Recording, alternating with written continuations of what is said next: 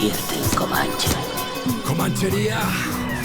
Javier Milei sería menos alarmante si fuera un caso aislado. Sería menos alarmante si fuera un ejemplo concreto en un país específico, irrepetible, inimitable y, por tanto, circunscrito a ciertas coordenadas. Si su peculiaridad fuera original y no parte de una estrategia más amplia y que excede las fronteras. Es alarmante, sí, pero Milei no solo es el presidente actual de Argentina, sino un tipo de liderazgo que forma parte de una estrategia internacional de las derechas que, a fuerza de extremarse, no solo han renunciado a la democracia y gritan fraude cuando pierden, sino que han arreciado los discursos, las políticas y los liderazgos. Esta suerte de bestialización de las derechas o bestialización de las élites es una estrategia compartida por liderazgos con características propias como el de Donald Trump, como el de Jair Bolsonaro y hoy el de Javier Milei, pero que en Europa también estamos viendo con personajes como Isabel Díaz Ayuso o José María Aznar, que ha reaparecido también como parte de esta estrategia política. Se venden como antisistemas por la forma estética en que significan su ser anti, pero lo cierto es que son lo más conservador del sistema. Son hijos de un sistema neoliberal que, al no tener nada que ofrecer, al demostrarse incompatible con la vida, al estar desnudo completamente y amenazar la convivencia y al planeta,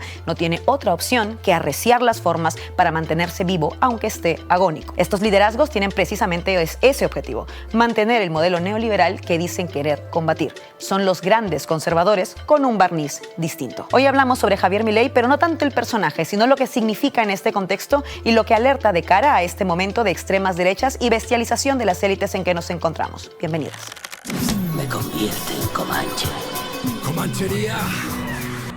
Bienvenidos y bienvenidas comanches a esta edición de Zona Comanche de viernes, como es habitual. Se ha hablado mucho del fenómeno Javier Milei por lo que significa en Argentina, por lo que significa él en general en términos políticos y algunas luces sobre lo que significa en términos también internacionales y no solo en términos argentinos. Queremos dedicar este programa a hablar precisamente de eso, de su figura, lo que significa su victoria, pero también lo que significa dentro de este ecosistema internacional, porque resulta que hay vinculaciones interesantes que pondremos hoy a debate en esta mesa. Para hablar de esto a profundidad me acompaña Cristina Fallarás, periodista, amiga, además, gracias por estar aquí. Gracias. Me acompaña también Roberto Montoya, especialista y periodista experto en información internacional. Gracias por estar aquí. Encantado. Y desde Argentina me acompaña Martín Mosquera, director de la revista Jacobin Latinoamérica. Gracias por estar con nosotras. Hola, y Valentina Castro, periodista que además también está en Canal Red Latinoamérica. Estuvo en el programa de Daniel Toñetti en nuestro especial hace poco. Gracias, Valentina, por estar aquí. ¿Qué tal? Muchas gracias por la invitación. Pues empezaremos nuestro debate, pero antes, como siempre, el resumen de Zona Comanche en el punto de mira.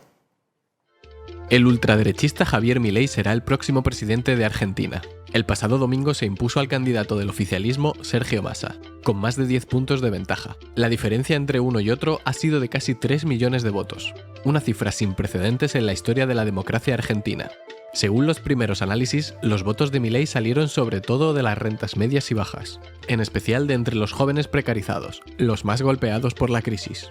Está previsto que Javier Milei tome posesión el próximo 10 de diciembre, pero ya ha hecho algunos anuncios. Suprimirá 12 ministerios, privatizará la petrolera YPF, la energética Enarsa y los medios de comunicación públicos. Liberalizará los precios y ha prometido represión y mano dura contra los manifestantes que salgan a las calles para protestar por sus políticas. Líderes de la ultraderecha internacional como Donald Trump, Jair Bolsonaro, Matteo Salvini o Santiago Abascal celebraron los resultados de Javier Milei y le han dado la bienvenida. Hoy, en Zona Comanche, analizamos las implicaciones de la victoria de Javier Milei para Argentina y América Latina.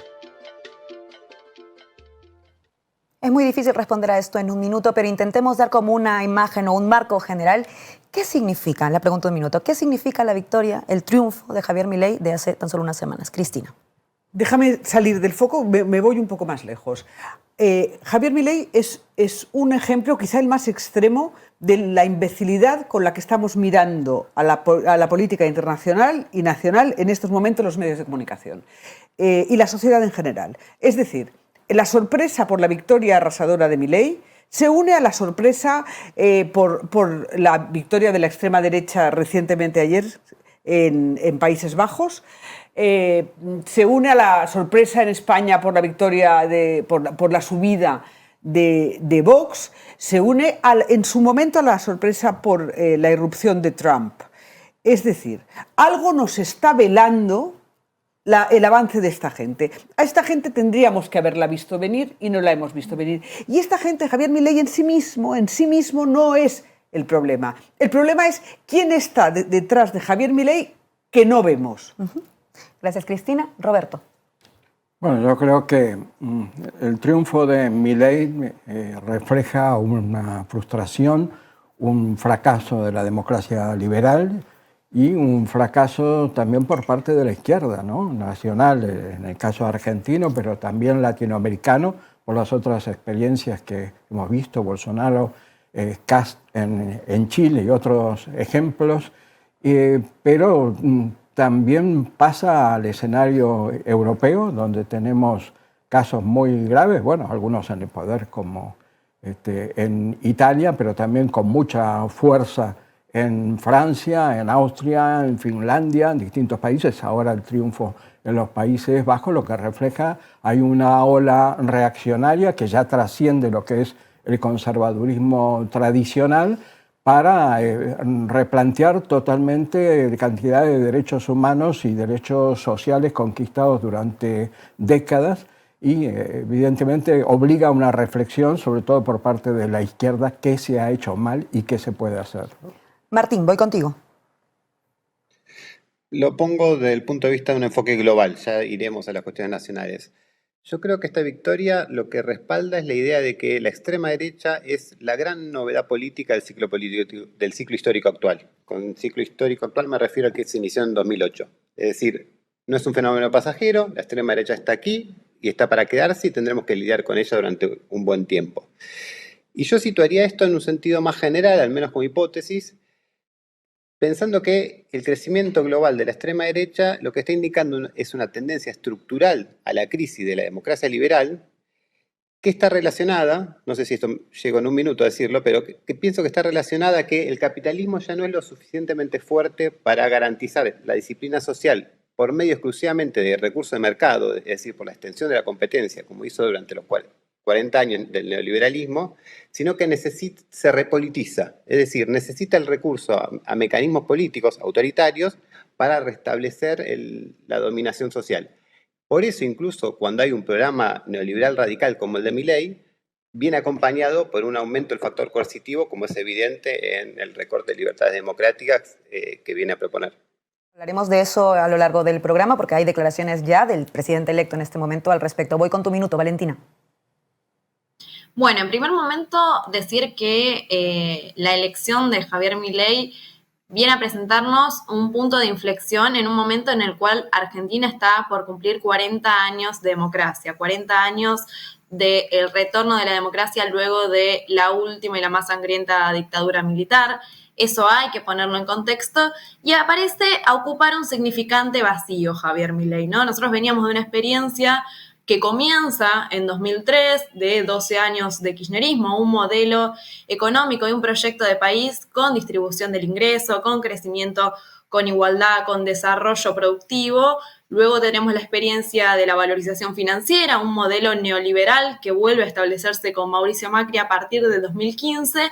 Lo que encontramos a partir de 2019, que también un poco nos puede desembocar en cuáles fueron las causas principales por las cuales ganó Javier Milei, es un intento fallido de gobernabilidad a partir de 2019 hasta aquí, en el cual sí sucedieron cuestiones positivas, sí se pudieron dar grandes debates, pero hay muchas demandas que llegaron insatisfechas, ¿no? Sobre todo pensemos en un régimen económico en el cual Argentina hay una baja desocupación que está en 6 puntos, que son niveles bajos para los valores habituales de nuestro país, pero a la vez tenemos 40 puntos de pobreza, una inflación de 140 puntos en promedio anual, y esos son factores que también empujaron y le dieron algún tipo de proteína a esa derrota electoral que sufrió el peronismo, el kirchnerismo en la última elección, y como justamente viene a ocupar ese lugar que queda vacío, ese significante vacío, lo viene a intentar ocupar Javier Milei con una propuesta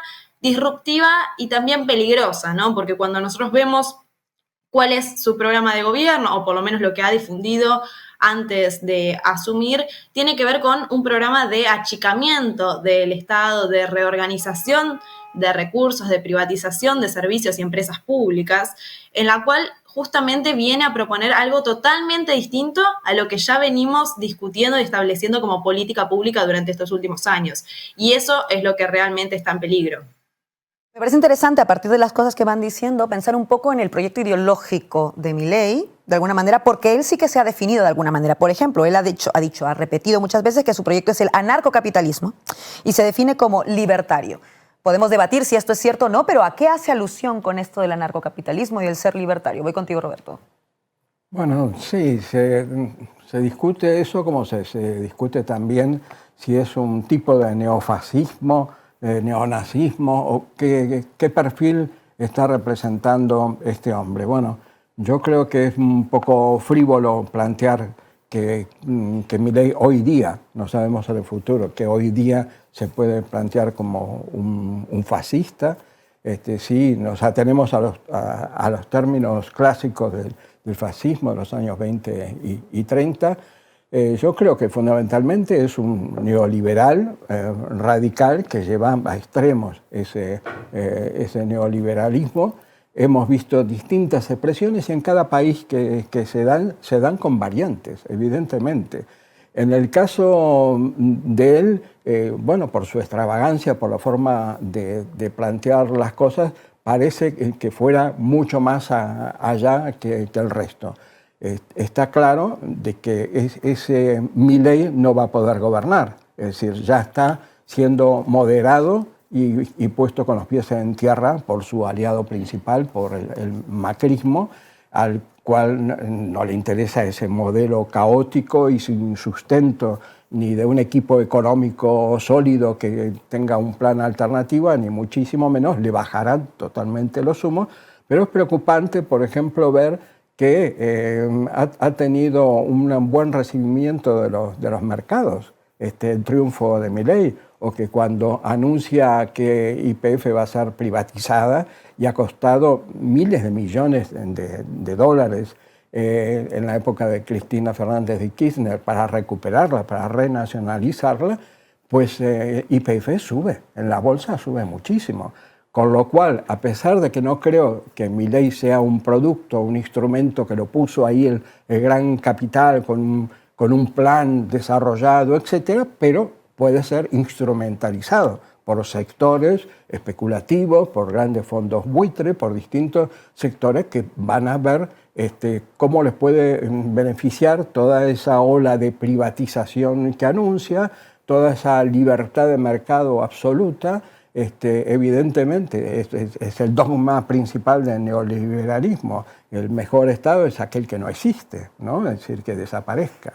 De hecho, esa es la tesis del mismo Milei. Ahora, antes de darle paso a Cristina, de hecho, invito a que escuchemos lo que dijo tras la victoria electoral, precisamente en esta línea respecto al poder del Estado. Hoy empezamos a dar vuelta a la página de nuestra historia y volvemos a retomar el camino que nunca deberíamos haber perdido. Hoy se termina el modelo empobrecedor del Estado omnipresente, que solo beneficia a algunos mientras la mayoría de los argentinos sufren. Hoy se termina la idea de que el Estado es un botín a repartirse entre los políticos y sus amigos. Hoy se termina esa visión de que los victimarios son las víctimas y las víctimas los victimarios. Hoy retomamos el camino que hizo grande este país. Hoy volvemos a abrazar las ideas de la libertad, las ideas de Alberdi. Basta del modelo empobrecedor de la casta. Hoy volvemos a abrazar el modelo de la libertad para volver a ser una potencia mundial. Lo dice claro. ¿Cuál es este proyecto ideológico, Cristina? No lo sabemos llamar todavía, querida. No tenemos etiquetas. Intentamos encajar a Milei como lo intentamos en su momento con Trump y nos vamos a despistar en esto. Ya sé que yo soy muy teórica en estos asuntos, pero es que es a lo que me dedico, a la comunicación. Es decir, intentamos encajar a Milei en unos cajoncitos que parten de la imprenta. La imprenta, toda política parte de la comunicación, nace con la comunicación. Los partidos políticos, la idea de la democracia y la idea de los medios de comunicación son fruto de la imprenta. La revolución que acabamos de llevar a cabo ahora, que está sucediendo en este momento, que es la revolución tecnológica, rompe con la imprenta, rompe con la idea de los medios de comunicación y, por tanto, modificará absolutamente la política. Bien, veremos hijos bestias de esta política. Pero los primeros que están ahí son aquellos que saben manejar el relato para que los jóvenes compren. Por supuesto que las empresas van a apoyarle, por supuesto que los buitres van a celebrar. Pero a mí me interesa mucho más cómo él está hablando un lenguaje, y no me interesa él, me interesa de nuevo los que hay detrás. Él está hablando en un lenguaje, en unas redes y en unas líneas que conectan con una juventud que ya no es hija de la imprenta. Y entendamos la imprenta como una cultura, como una civilización, que es hija de otra cosa, es hija de las redes y de las tecnologías. La manera de comunicarnos, hay algo que tiene razón esta gentuza, si se me permite, que es... las tecnologías rompen con la jerarquía de la comunicación, es decir, manejamos la comunicación ya un poco a lo loco, ya no maneja la comunicación solo quien tiene capital, quien tiene poder, quien tiene conocimiento. Entonces maneja la comunicación y por lo tanto se comunica y accede en este caso a la gente joven, que es lo más preocupante, aquel que maneja su lenguaje. Su lenguaje en este momento no tiene etiquetas políticas y no sabemos cómo llamarlo. Voy contigo, Martín, respecto también un poco a esta batalla ideológica y también, claro, ¿cierto?, la suerte de conexión que ha tenido, como apuntaba un poco Cristina, también con las juventudes argentinas. ¿Cómo lo ves? Yo la base doctrinaria literal de Milei no me la tomaría muy en serio, ¿no? Él participa efectivamente de una corriente académica, ideológica, de la teoría económica, que es el anarcocapitalismo, los liberales libertarios, que tienen que ver con la escuela austríaca, von Mises, Hayek, y sobre todo con Murray Rothbard, que es un economista norteamericano. Lo que dicen es algo que es inaplicable, que no resiste la evidencia histórica de los últimos 200 años de capitalismo, ¿no? Mercantilizar completamente todo, incluso la seguridad, las calles, la justicia. No son medidas aplicables en el planeta Tierra, ¿no? Habló de venta de órganos, un mercado de hijos.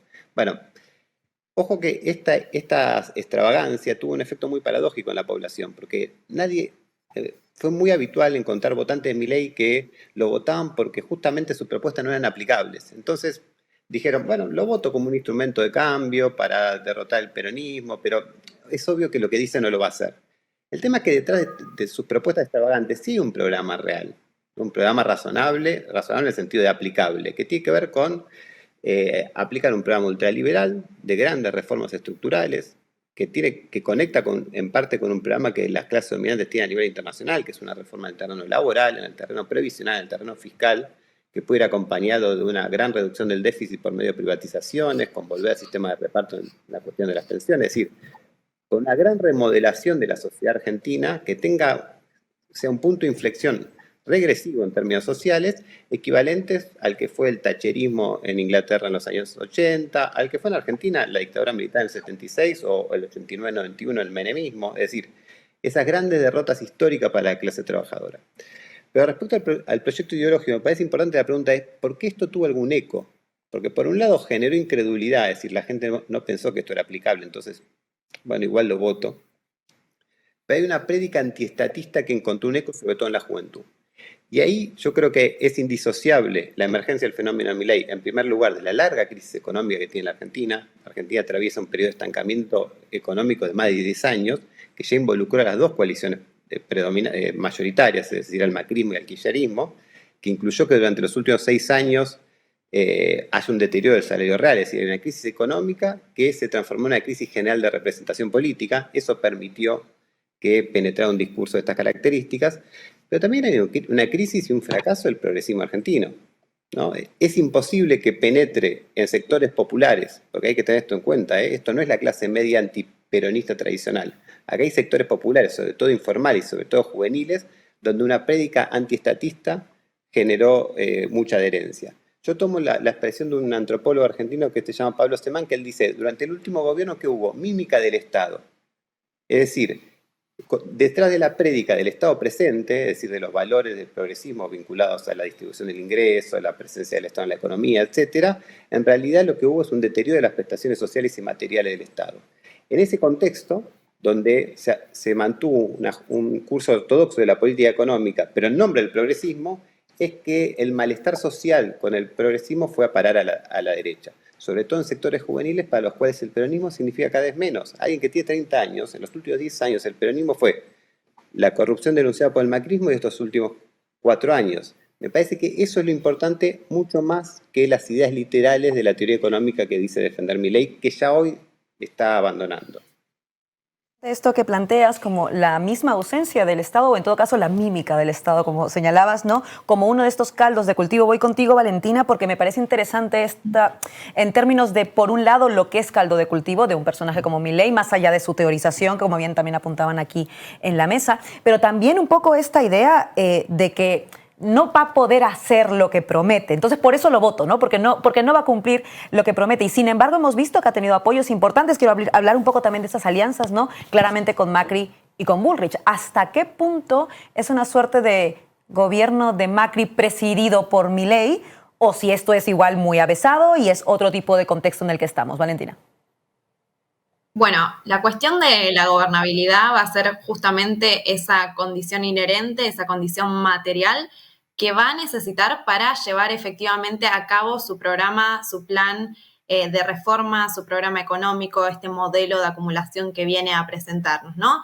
Y una gobernabilidad que está en juego, ¿no? Porque no es solo su partido, sino que es una coalición con el poder económico, con el poder mediático, con el poder judicial, que es lo que hoy representa Mauricio Macri en la Argentina, ¿no? Un Mauricio Macri que aparece, no es casualidad, en un momento en el cual Javier Milei, luego de las elecciones generales de octubre, empieza a perder votos, empieza a perder representatividad entre sus votantes, y ahí es cuando aparece Mauricio Macri como un salvataje y prometen esta suerte de alianza.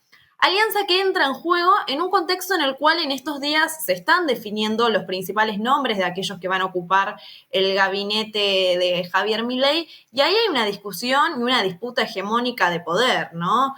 Donde por un lado nos encontramos a Javier Milei, que no tiene un equipo conformado, que no tiene la gobernabilidad ni en términos legislativos, quedaría con solo 7 senadores en el Senado de la Nación, en la Cámara Alta, y solo 30 diputados en la Cámara Baja, por lo cual en el día de mañana, si quiere presentar un proyecto, va a necesitar de juntar una amplitud legislativa para aprobarlo, ¿no? Miren cómo un presidente puede llegar a gobernar con falta de legitimidad y de representación en el órgano parlamentario más importante que tenemos aquí en Argentina. Por otro lado, tenemos la cuestión de Mauricio Macri, en el cual es un representante de estos grandes poderes hegemónicos y concentrados aquí en la Argentina y en la historia reciente de la Argentina, que va a pedir lugares, ¿no? Que va a exigir esa representación dentro del gabinete de Javier Milei, y lo que encontramos es esta disputa de poder, ¿no? ¿Quién se va a quedar con cada uno? ¿Cómo va a ser esa distribución?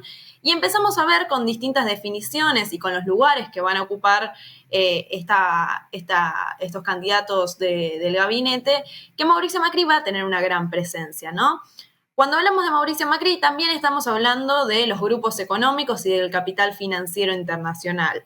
Esta semana se confirmó casi que la empresa YPF, los yacimientos petrolíferos, la empresa más importante en términos de empresas públicas y de aporte al Producto Bruto Interno que tenemos aquí en Argentina, la va a ocupar un representante de Techin, del grupo Techin, que está comandado por Paolo Roca. ¿Esto qué quiere decir? Que los grupos económicos van a gobernar y ya se están repartiendo ese achicamiento del Estado, ¿no? Y acá vamos a ver también qué rol van a jugar los fondos de inversión, el capital financiero internacional. No olvidemos que Argentina todavía está en un acuerdo con el FMI. Eso va a ser un punto clave también en términos de gobernabilidad, en términos de qué va a acordar, cómo va a cumplir, no va a cumplir, bueno, se va a rediscutir ese acuerdo. Eso va a ser un factor central para mantener esa gobernabilidad en términos globales con el capital financiero internacional como uno de los grandes representantes y aportantes de la campaña de Javier Milei. ¿Me pedías palabra, Cristina? Sí, yo querría añadir, porque solemos tender a la primera mirada que sea económica. A mí me preocupa muchísimo la mirada de los derechos, en particular de los derechos de las mujeres, pero de los derechos humanos en general, porque ya estamos viendo hacia dónde se dirigen. Cuando decimos no va a poder aplicar todo lo que quiere, aquí en España al menos nuestra experiencia no es esa. Es decir, en 4 años, en 3 años, cuando quieres aplicar ciertas ciertos recortes, como son recortes los referentes al aborto, a la protección de las mujeres, al matrimonio homosexual. Esto es así, pim, pam, pum, es inmediato. Es decir, hay proyectos a larguísimo plazo o enormes proyectos económicos que no se pueden, pero los proyectos y la patita que ha enseñado en recorte y represión a los derechos más básicos en general y a los derechos de las mujeres en particular, me parece que en el primer año y medio pueden estar puestos en marcha. Y luego pues saldremos a las calles, como siempre, pero ya están dados los pasos. Y es que el problema de estos personajes es que mueven el tablero. Es decir, la irrupción de Milei, después probablemente esto irá un poquito hacia atrás, no se podrá llegar hasta todo lo que dice, etcétera. Pero ya ha movido el tablero hasta una frontera que no habíamos llegado. Lo mismo que hizo Trump, lo mismo que ha hecho Vox en España, lo mismo que está haciendo Meloni en Italia y lo mismo, por supuesto, que pasará en los Países Bajos. Sin duda es importante esto que apuntas, Cristina, también porque ha habido declaraciones del mismo Milei en la línea de cómo enfrentaría, por ejemplo, una movilización social. Sabemos que la Argentina es un país particularmente politizado. Entonces se espera que haya alguna respuesta social, ciudadana, si queremos, popular, respecto a las medidas que pudiera aplicar. Vamos a escuchar lo que decía al respecto. ¿Tenés temor de lo que pasa en la calle? Bueno, se aplicará la ley. Y claro, se aplicará la ley. De todas maneras, sabés que la Argentina es un país muy complejo en la calle, que la calle históricamente fue del peronismo y que muchas veces esa calle ha sido ejercida con violencia. Se aplicará la ley. Bien. Y no me voy a dejar extorsionar. Bien, bien. Digo, porque si no, no resolvemos más esto. Entonces, fíjate que hay una parte del discurso que decimos dentro de la ley todo, fuera de la ley nada, y no nos vamos a dejar extorsionar por los violentos. Que porque tienen un privilegio del Estado, digamos, o sea, te pueden dinamitar todo, porque si cedemos a la extorsión, entonces ya no vamos a ser 130 en el ranking mundial, vamos a ser el peor país del mundo. O sea, y yo quiero que volvamos a ser el primer país del mundo. Y de las fuerzas de seguridad sentís apoyo, sí. Sí, me siento absolutamente respaldado. Esa es la parte más interesante. Mío, me siento absolutamente respaldado. Una no da crédito al escucharle. Lo ha dicho claramente. He de decir además que también como peruana, que sé muy bien cómo funciona la ley cuando la quieres reprimir. En el caso del Perú, tenemos una dictadura hace un año y más de 60 muertos. Sabemos lo que significa aplicaremos la ley. ¿Cómo lo ves, Roberto? Claro, sí. Lo curioso es que toda esa gente que votó a Milei, sobre todo sectores populares, que se vieron obnubilados, seducidos por este hombre con su bendita motosierra, ese hartazgo contra la clase política, contra la desigualdad social, contra las promesas no cumplidas, todo eso que fue creando ese caldo de cultivo, pero él no está ocultando en ningún momento de que va a haber una política de ajuste dura. Y eso la gente cuando lo sienta en carne propia, cuando sienta que hay una política de restricción de salarios, de que se cortan abruptamente las subvenciones que hoy día son las que logran paliar en parte la situación de precariedad, de hambruna realmente existente. Cuando se enfrenta a esa situación, él no oculta tampoco que va a haber que reprimir. El otro día en una entrevista que le preguntaron si es consciente de que su política, tal como hoy día la plantea, va a provocar protestas sociales, él decía, sí, confío plenamente en eso como lo resuelva Jorge Macri. Jorge Macri es el primo de Mauricio y que gobierna la ciudad de Buenos Aires, la capital de Buenos Aires. Estaba diciendo claramente de que él se ocupará de reprimir esto y aplacar esto. Con lo cual hay que prever, yo creo que está bastante claro que pueden venir tiempos muy turbulentos porque va a haber mucha protesta social cuando muchos incluso de los que votaron se den cuenta de lo que significa en la práctica las promesas que ha hecho. Y el movimiento feminista argentino, Claro, que es icónico, tiene un músculo tremendo. A eso iba. El movimiento feminista argentino es el más poderoso de América Latina. Y casi del planeta. ¿Eh? Y casi del planeta. Bueno, es decir, nosotras nos miramos a menudo en el movimiento. Esto es verdad, el pañuelo verde. Es una referencia fundamental y no va a aguantar de que este hombre intente restringir derechos del aborto, como los avances que se han logrado en la comunidad LGTBI, y ahí se va a encontrar con una resistencia social que puede liderar ese proceso de resistencia social de su régimen. Voy contigo, Martín. Me interesa, a partir de esto que estamos hablando y de esta posición de la ley, que en realidad oculta o no oculta realmente una política represiva ya anunciada, ¿qué es lo que podemos esperar que suceda, por ejemplo, con los movimientos sociales? ¿Qué es lo que se espera que pueda ocurrir respecto a ellos, ya ahora que se sabe que Milei será el presidente? Una palabra previa sobre la cuestión de la gobernabilidad más en general, que está muy vinculada a la cuestión represiva. La posibilidad de estabilizar un gobierno de estas características va a tener que recurrir al factor coercitivo. Pero pensemos globalmente. Yo creo que es muy difícil hacer pronósticos asertivos sobre casi cualquiera de los temas. Estamos en terreno desconocido. La situación parlamentaria, económica, política y social del próximo gobierno es muy delicada. Eso no debe llevar a subestimar la amenaza que enfrentamos, que es un riesgo que corre algunos sectores de la izquierda, que dice, bueno, no va a poder gobernar, lo sacamos en 15 días o cosas por el estilo. Hay que acordarse, por ejemplo, voy a dar un ejemplo que vos conocés mejor que yo, Fujimori asciende al gobierno a fines de los 80 con una fuerza muy pequeña, poco apoyo parlamentario, y la crisis económica, sobre todo la crisis hiperinflacionaria y la cuestión de Sendero, no quiero meterme en ese tema, le permitió establecer un gobierno muy fuerte, ¿no? Y avanzar, cerrar el Congreso, etc. También cuidado con dar por supuesto, esto también es muy habitual en la izquierda argentina, que como tenemos grandes reservas sociales, somos una barrera insuperable para un proyecto autoritario.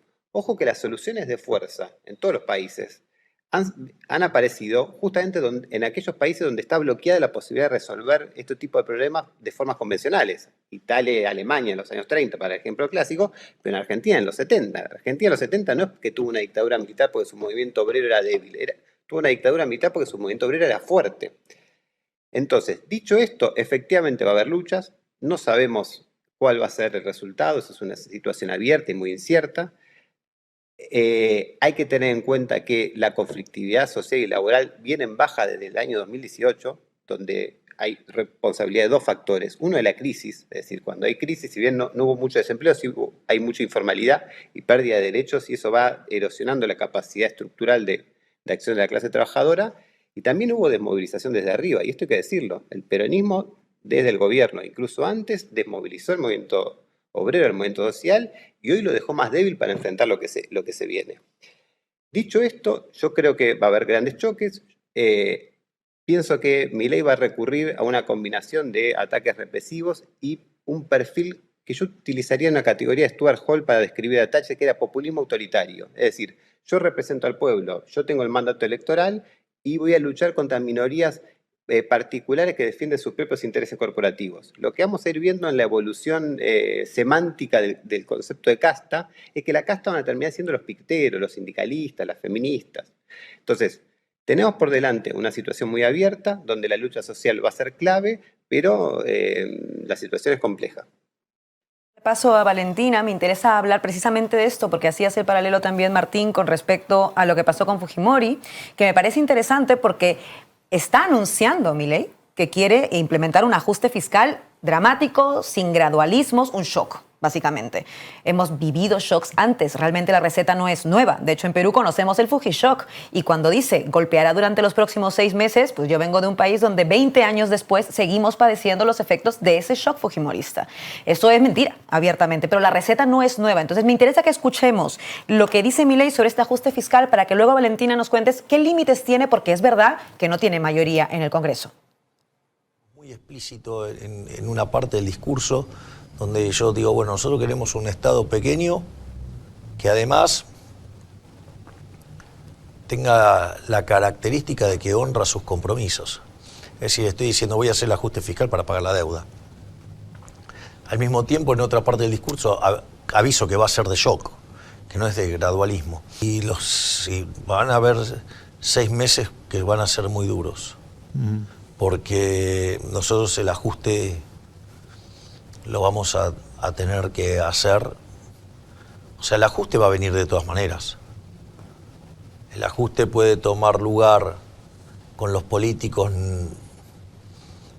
haciendo demagogia y que termine en una hiperinflación, y el ajuste va a ser monstruoso porque va a mandar al 90% de la población debajo de la línea de pobreza, o hacer un ajuste que lo pague la política. ¿Qué margen tiene Milei, Valentina, para hacer este ajuste sin esa mayoría parlamentaria que no la tiene?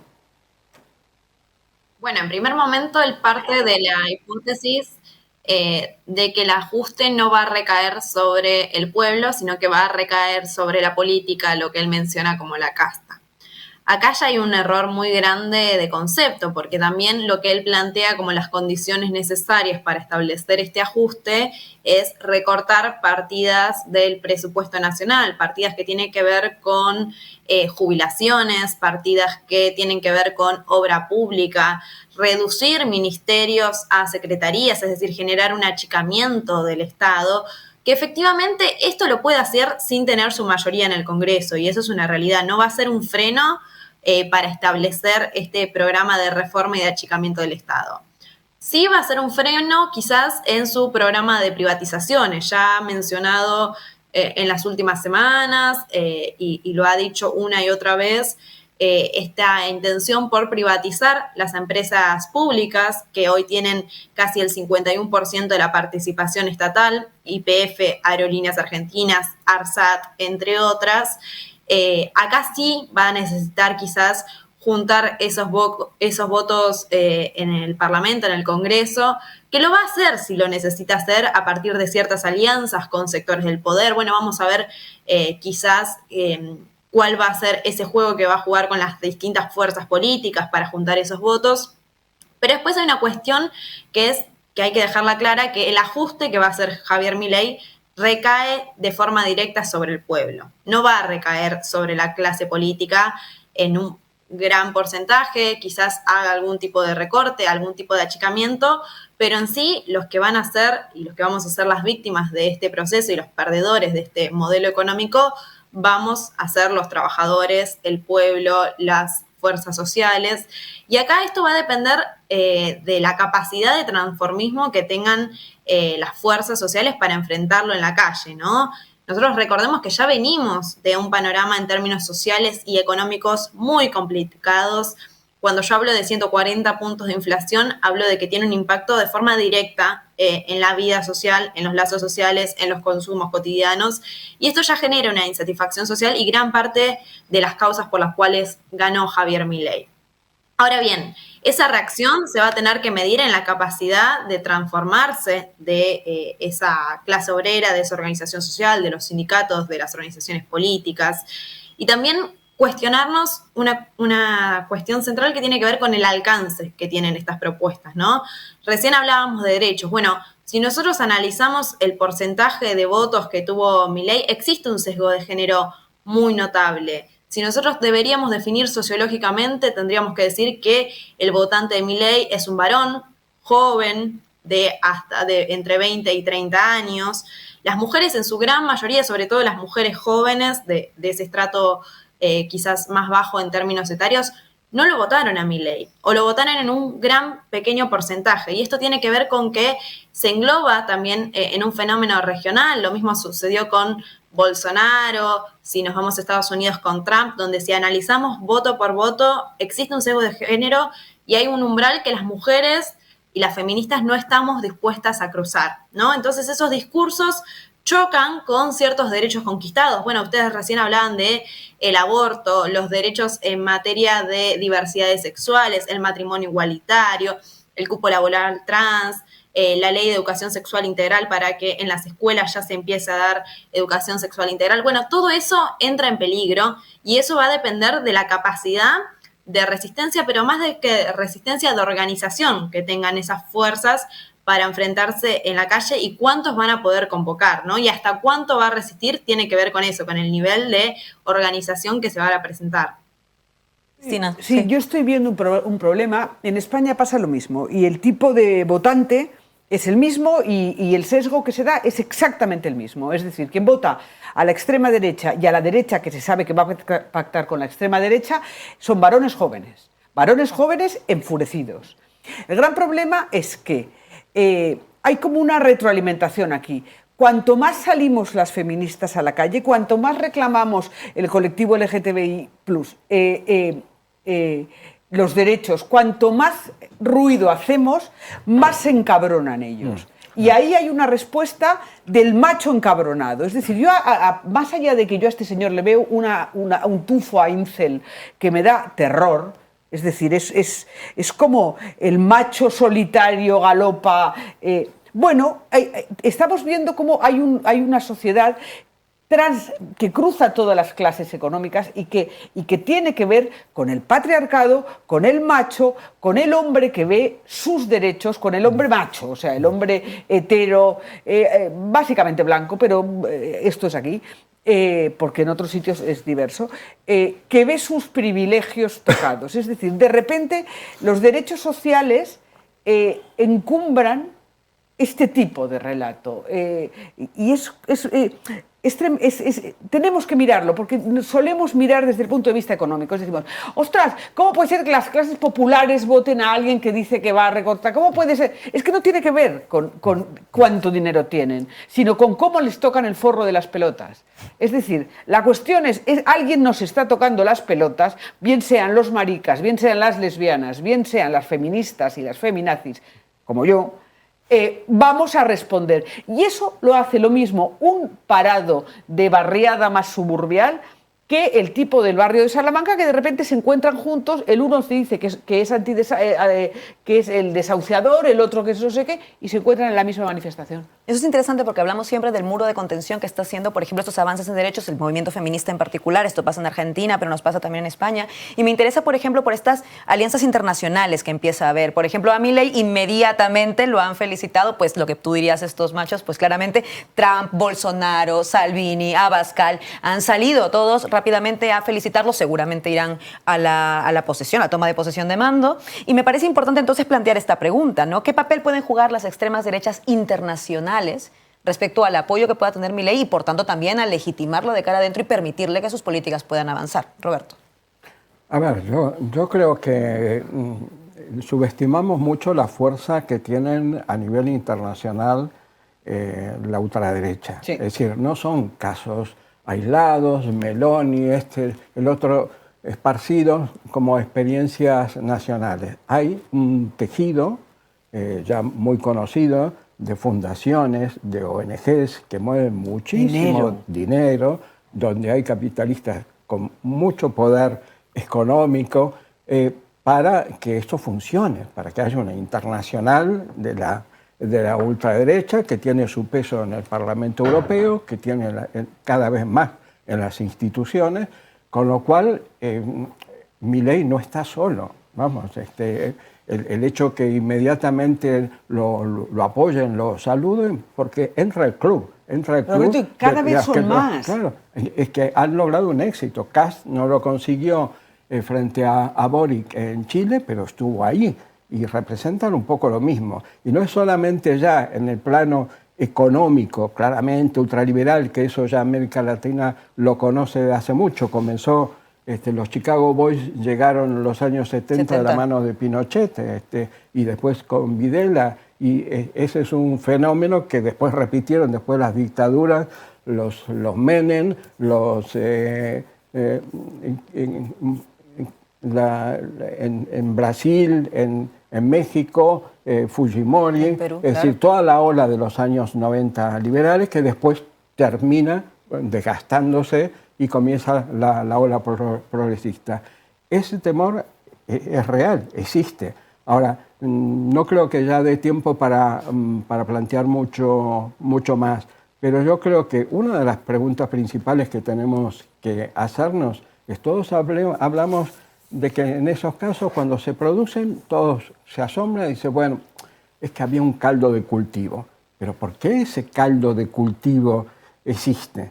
Es decir, ¿qué responsabilidad tiene la democracia y lo que nos interesa, la izquierda, dentro de eso, para que ese caldo de cultivo exista, para que haya hartazgo con la clase política, para que haya hartazgo con que los políticos no cumplen con las promesas electorales, para que haya casos de corrupción, como el caso de Argentina? Todos esos escándalos minan totalmente la credibilidad. Llega un salvador de estos, en algún momento llega con uniforme, en otro momento no llega con uniforme, pero con simpatía hacia los uniformes, y están ahí. Y esto también va a tener repercusión en la política exterior, en acabar con los organismos regionales que se habían logrado los gobiernos progresistas de la época de Hugo Chávez en adelante. Va a tener una postura mucho más sumisa con Estados Unidos, va a tener una política más beligerante en Oriente Medio. Este hombre es claramente admirador del Estado sionista de Israel, estudia con un rabino la Torá todas las semanas y ya se dice que se va a convertir al judaísmo. Es decir, hay muchas consecuencias atrás de todo esto, que no es solamente ver qué va a poder aplicar a nivel económico. Es decir, hay consecuencias nacionales e internacionales. Voy brevemente, Martín, ya nos vamos quedando sin tiempo, pero Martín, al hilo de lo que estamos hablando, el papel de las extremas derechas a nivel internacional, ¿cómo van a arropar de alguna manera a Javier Milei? Bueno, como decía al principio, evidentemente la extrema derecha se ha transformado en una ola, una aliada, una avalancha internacional, y es un fenómeno muy poderoso, ¿no? Que se retroalimentan entre ellos. Si analizamos los métodos de campaña de Milei y el ascenso en redes sociales, las tácticas electorales, son las de Steve Bannon y son las del trumpismo. Entonces, ahí hay una especie de internacional reaccionaria que es menos metafórica de lo que parece. Efectivamente hay intercambios, relaciones, que se está consolidando. Por el momento, lo que vemos es que, a diferencia de los años 30, los gobiernos de extrema derecha, al menos no masivamente, se estabilizan. Vimos que Bolsonaro tuvo un solo mandato, que Trump tuvo un solo mandato. Veremos, en Italia la situación tiene mucha inestabilidad. Hay algunos casos que sí, como en Europa del Este diferente, el caso de Orbán, Duterte en Filipinas. Pero por el momento no logran ese nivel de estabilidad para hacer una resolución definitiva a la crisis hegemónica que está viviendo el capitalismo, como para preocuparnos más. No podemos descartar lo que pase a hacerlo. Si tengo un segundo, quiero decir algo sobre un tema anterior, que es la relación entre los avances del feminismo y la cuestión económica. Yo no separaría tanto el tema, porque efectivamente hay algo de toda la extrema derecha, en Milei también, de masculinidad hegemónica amenazada. Entonces los avances del feminismo generan un caldo de cultivo para la reacción. Pero tengamos cuidado, porque el mejor momento de Cristina coincidió con el matrimonio igualitario, con la identidad de género, o sea, cuando la situación, los avances civiles, democráticos y feministas iban de la mano con avances sociales y económicos, la situación era buena. El momento de la aprobación del aborto de Alberto Fernández fue un buen momento de su desempeño durante su gobierno. Ahora, cuando eso le siguió 4 años seguidos de deterioro del salario, hay que acordarse que hubo 6 años de deterioro del salario, 4 durante el último gobierno, es decir, Alberto Fernández deja casi todos los indicadores sociales peor que Macri, salario, desigualdad y pobreza. Bueno, ahí tenemos algo parecido a lo que Nancy Fraser denomina neoliberalismo progresista, es decir, una apropiación, a veces real, a veces superficial, de temáticas del multiculturalismo, democráticas, LGTB y feministas, junto a un curso ortodoxo en su política económica. Más aún, en el caso de Alberto Fernández, en nombre del progresismo. Bueno, ahí es que se generan las condiciones para unificar esa insatisfacción de la masculinidad hegemónica amenazada con el malestar económico y social de clases populares que ven deteriorarse su vida material. Tina, muy rápidamente también, en esta misma línea, el papel de las extremas derechas en términos de alianza para arropar a Milei, y también un poco lo que se espera que pueda ser tal vez el peronismo de alguna manera a partir de esta derrota.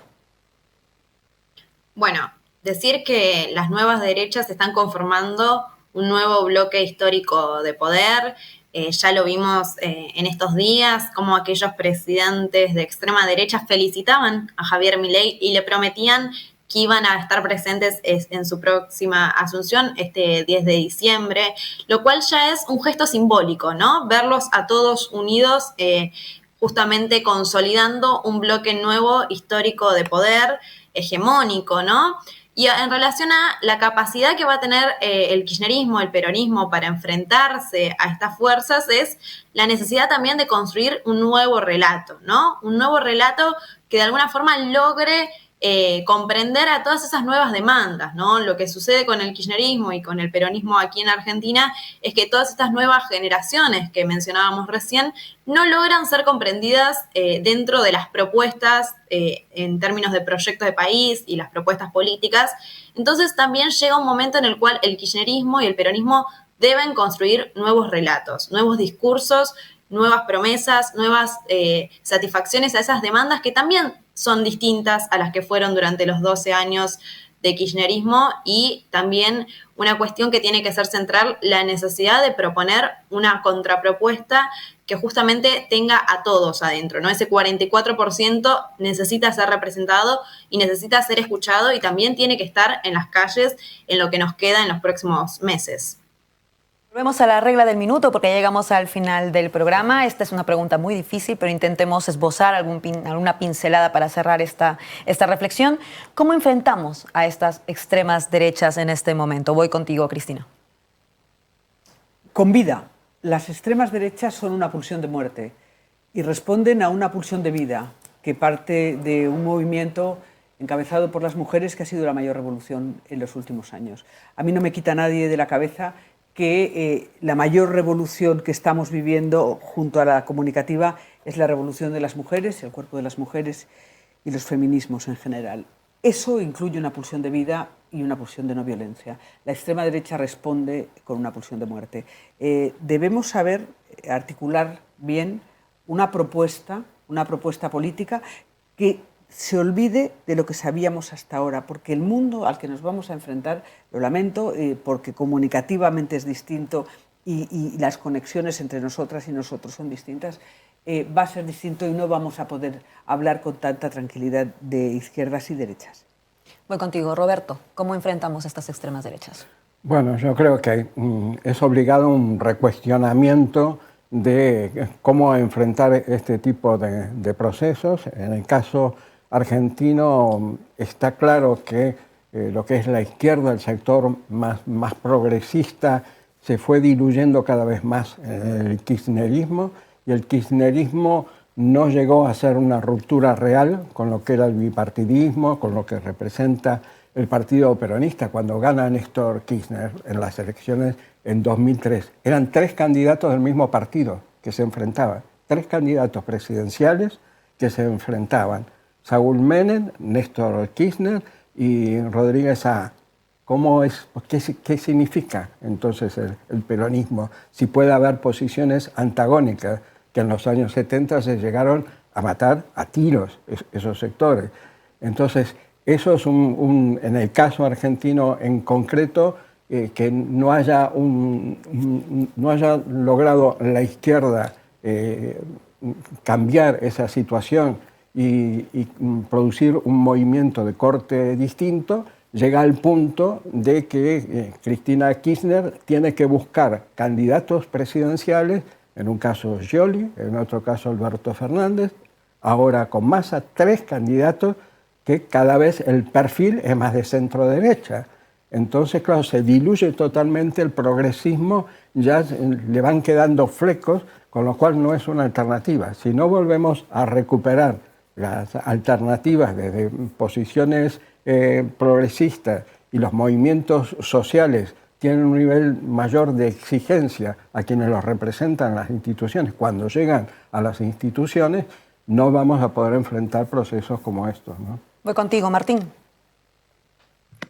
Bueno, para empezar voy a decir algo muy obvio, no hay fórmulas mágicas. En todo caso hay lecciones que aprender de la lucha antifascista de Europa de los años 30 y 40, de la lucha antidictatorial o de los derechos humanos en América Latina, de experiencias recientes como la lucha contra Bolsonaro.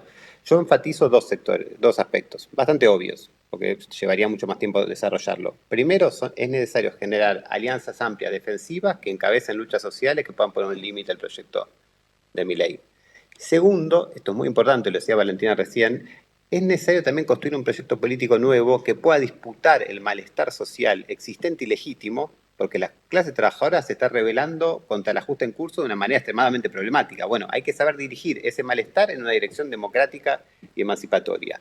Y para esto tenemos que evitar llegar al momento donde somos defensores del status quo contra la extrema derecha, porque eso es lo que hicimos en esta elección. Defendimos lo que hay, y lo que hay es 140% de inflación, deterioro de los salarios, el ministro de Economía como candidato, contra una propuesta que es avanzar hacia lo desconocido en un sentido autoritario.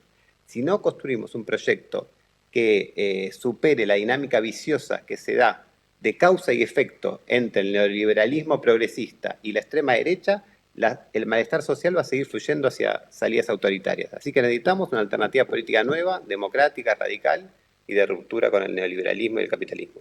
Valentina, tu minuto. Bueno, en primer lugar, decir que la salida efectivamente tiene que ser por abajo. ¿A qué me refiero cuando decimos la salida tiene que ser por abajo?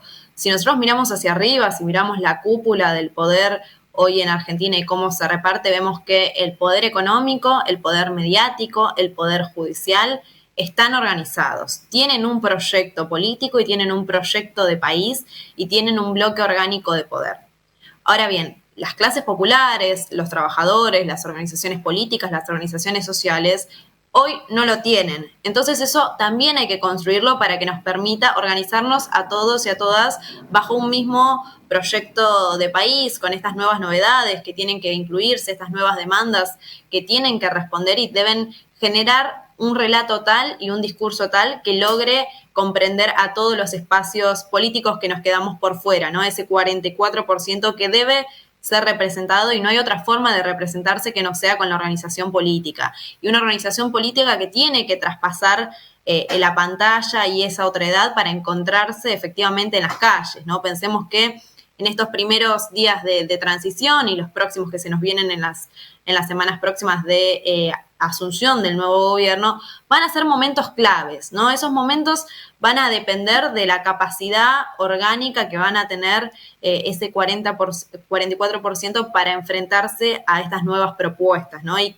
cuál va a ser el relato que vamos a lograr construir, ¿no? Sabemos que también como ellos tienen esta organización a nivel regional e internacional de las nuevas derechas, también tenemos que construir un nuevo relato que sea la organización regional de los proyectos progresistas, de los proyectos con distribución del ingreso, con desarrollo nacional. También hay que lograr construir también esa representación regional con otros países que están en la misma situación, lo cual nos va a lograr enfrentar con mucho más poder que si solo lo solucionamos en términos nacionales y territoriales.